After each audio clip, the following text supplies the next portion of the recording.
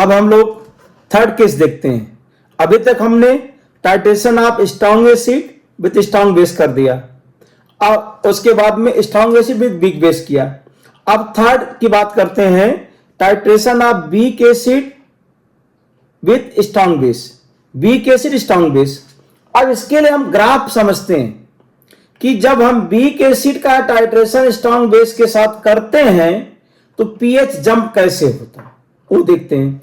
तो हमने मान लिया कि हमारे पास 50 ml 0.1 molar acetic acid solution है, 50 ml 0.1 मोलर। तो 0.1 मोलर एसिटिक एसिड का टाइट्रेशन 0.1 मोलर NaOH के साथ कर रहे हैं। तो pH of 0.1 molar acetic acid before titration, तो एसिटिक एसिड का के वैल्यू कितना होता है 1.8 10⁻⁵। तो H प्लस √CK आ जाएगा वीक एसिड का पीएच। तो यहां पे जब हम √CK लिखेंगे, C कितना था हमारे पास 0.1 था, तो 1.8 10⁻⁶।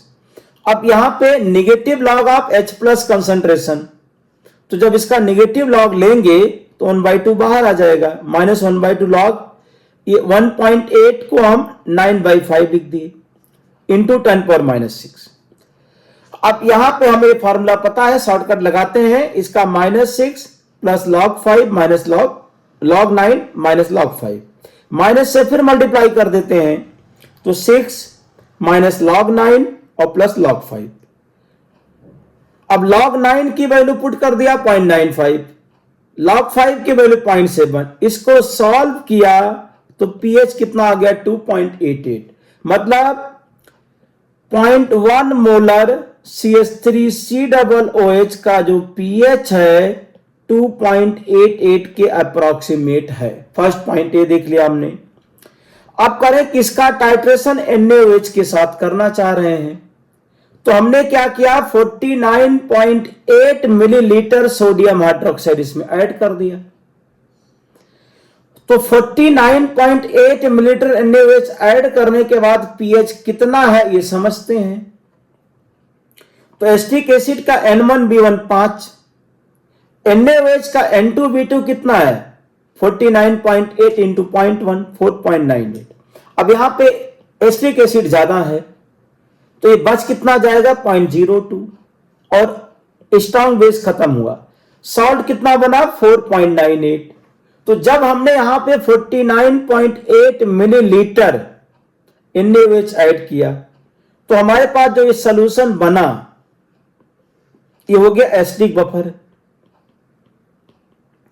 और प्लस CH3COONA, ये क्या बन गया एसिडिक बफर। अब इसका पीएच निकालते हैं। तो एसिडिक बफर का पीएच का फॉर्मूला हमें अच्छी तरह से पता है। तो यहां पे सोडियम एसीटेट का कंसंट्रेशन 4.98 रेशियो निकालेंगे और डिवाइड बाय CH3COOH का मिली इक्विवेलेंट 0.02। तो ये फार्मूला हमने पढ़ा है N2B2 अपॉन N1B1, ये जो बचा इसमें, ठीक है। Milli equivalent of sodium acetate divide by acetic acid, ये सॉल्व किया 249, इसका 2.4 आ गया पीएच। तो पीएच कितना आ गया से मतलब log 249 2.4 आ गया, तो पीएच 7.14। मतलब जब यहां पे 49.8 मिलीलीटर NaOH ऐड किया तो इसका जो पीएच है 2.88 से बढ़ के 7.14 हुआ। 49.8 मिलीलीटर ऐड करने से इतना पीएच चेंज हुआ। अब इसके बाद आगे देखो, अगर हमने 50 ml NaOH ऐड कर दिया तो 50 ml NaOH ऐड करने से क्या होगा, कंप्लीट न्यूट्रलाइजेशन हो जाएगा इसमें, कंप्लीट न्यूट्रलाइजेशन। तो मतलब एसिटिक एसिड का N1B1 कितना था 5, NaOH का N2B2 कितना 5, तो अब सॉल्ट ही बचा केवल।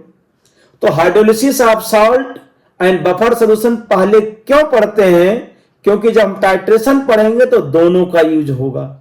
तो जब हमने यहां पे कम NaOH ऐड किया तो एसिटिक बफर बन गया, जब हमने बराबर ऐड किया तो ये सॉल्ट बना।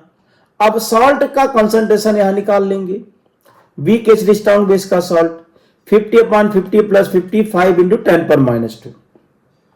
तो वीक एसिड स्ट्रॉन्ग बेस का अगर सॉल्ट है तो उसके पीएच का फार्मूला ये हमको पता है, pH equal to 7 plus 1/2 pK plus 1/2 log C। अरे भाई ठीक है, कई बार हो गया इसका।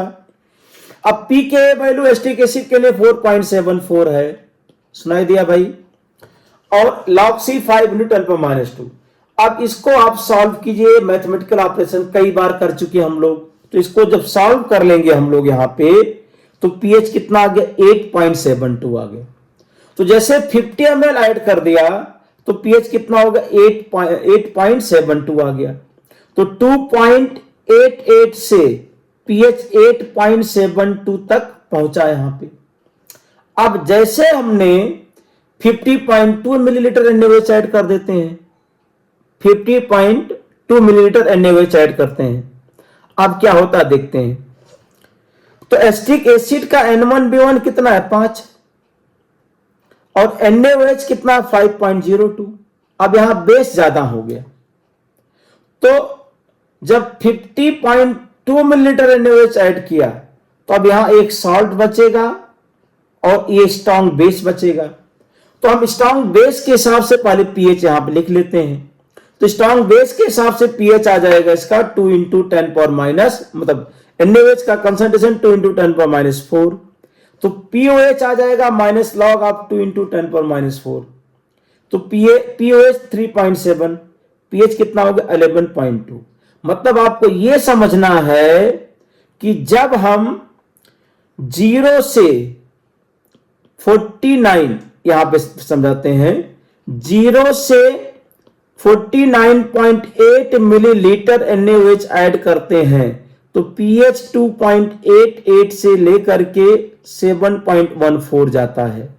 लेकिन 49.82 50.2 मात्र 0.4 मिलीलीटर की वजह से pH 7.14 से 11.3, मतलब जंप कितना आ गया, 7 to 11।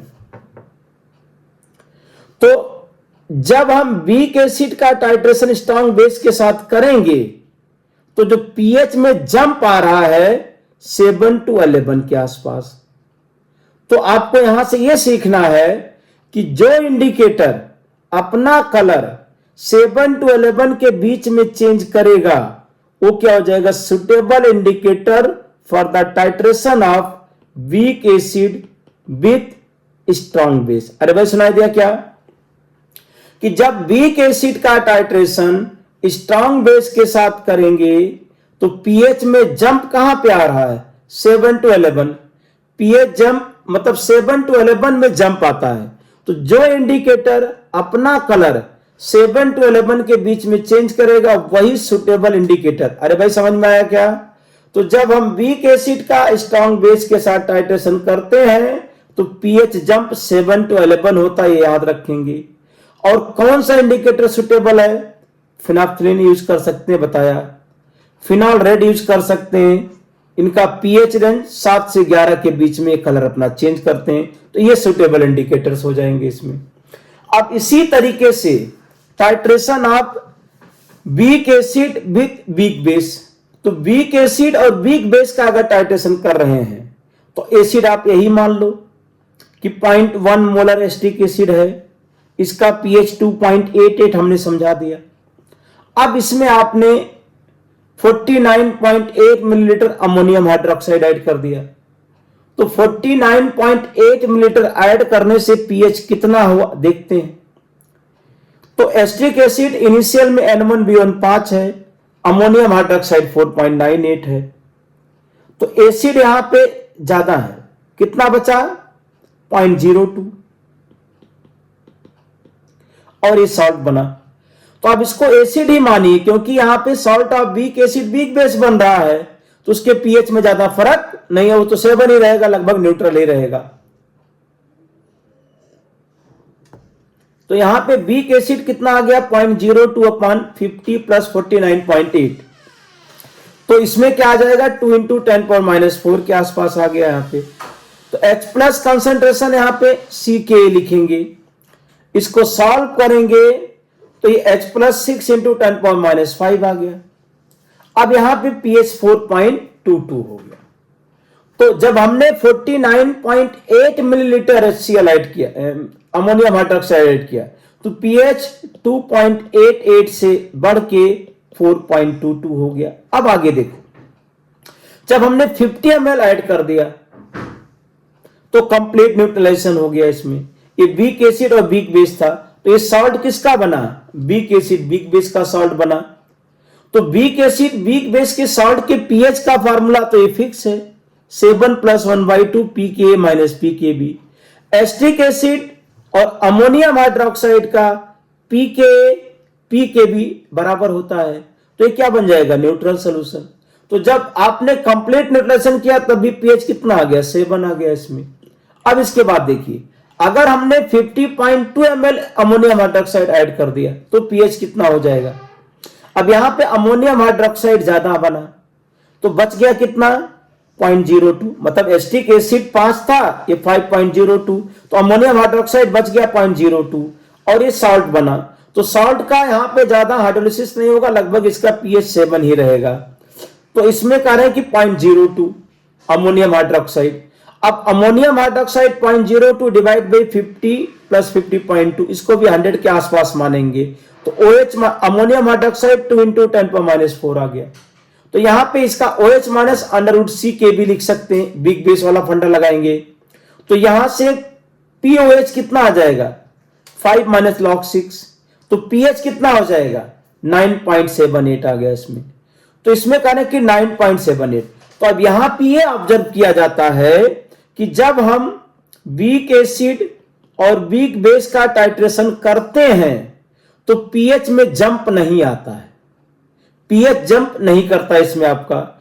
इसीलिए कह रहे हैं कि आप बहुत ज्यादा अमोनियम हाइड्रोक्साइड ऐड कर देंगे और पता नहीं चलेगा इसमें कि न्यूट्रलाइजेशन कंप्लीट हुआ कि नहीं हुआ। तो इसीलिए कहा जाता है कि जब वीक एसिड वीक बेस का टाइट्रेशन करते हैं तो पीएच में कोई शार्प जंप नहीं आता है। इसीलिए इसके लिए क्या कोई सुटेबल इंडिकेटर नहीं बनता है। For this type of titration there is no sharp increase in pH at the equivalence point, therefore no indicator is suitable for this type of titration. अरे भाई सुनाई दिया क्या? तो वीक एसिड वीक बेस का अगर टाइट्रेशन कर रहे हैं तो कोई इंडिकेटर सुटेबल नहीं होगा। अब बच्चों ध्यान से सुनो, हमने एसिड बेस टाइट्रेशन में चारों केस डिस्कस किए, हमने पीएच चेंज के वेरिएशन के साथ आपको बताया।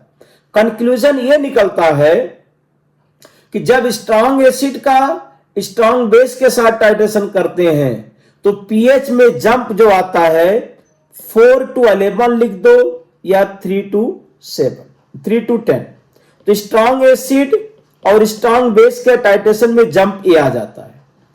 जब यहां पे स्ट्रॉन्ग एसिड और वीक बेस का जंप लेते हैं, टाइट्रेशन करते हैं, तो पीएच जो यहां पे जंप करता है 3 to 7 के आसपास पीएच जंप कर जाता है। और जब वीक एसिड और प्लस स्ट्रॉन्ग बेस लेते हैं तो 7 to 11 के आसपास पीएच जंप कर जाता है। तो करें कि यहां पे तो जो भी इंडिकेटर 4 से 11 के बीच में, 4 to 11 के बीच में अपना कलर चेंज करता है तो सभी इंडिकेटर सुटेबल हो जाते हैं। स्ट्रॉन्ग एसिड है, वीक बेस है, तो इसका जो पीएच रेंज आता है 3 to 7 के आसपास आता है इसमें। तो जो इंडिकेटर 3 to 7 में अपना कलर चेंज करते हैं वो सुटेबल इंडिकेटर हो जाएंगे for strong acid weak base. और वीक एसिड स्ट्रॉन्ग बेस में पीएच में जंप 7 to 11 आता है, तो जो इंडिकेटर यहां पे अपना कलर चेंज करेगा वही सुटेबल इंडिकेटर हो जाएगा। और वीक एसिड और प्लस वीक बेस, इसके लिए कोई सुटेबल इंडिकेटर नहीं है। तो इतना अगर आपको पता है तो जेईई मेंस एंड नीट के लिए सफिशिएंट इंफॉर्मेशन है। और टाइट्रेशन समझने के लिए आपको hydrolysis of salt and buffer solution, तो हमने तीनों पार्ट कवर कर लिए इसमें। हाइड्रोलिसिस ऑफ सॉल्ट भी कर दिया और बफर सॉल्यूशन कर दिया, इंडिकेटर कर दिया, एसिड बेस टाइट्रेशन। चारों को आप अगर देखेंगे तो थ्योरी के लिए आपको किसी और बुक को देखने की जरूरत नहीं है, सिर्फ आप न्यूमेरिकल फोकस कीजिए जो आपके पास है। और थ्योरी में हमने जो लेक्चर में आपको बताया उतना देखेंगे तो सफिशिएंट है, सारे कॉन्सेप्ट इसके अंदर आ गए हैं। आप समझ के मतलब सुनने के बाद क्वेश्चन सॉल्व कर सकते हैं। Thank you.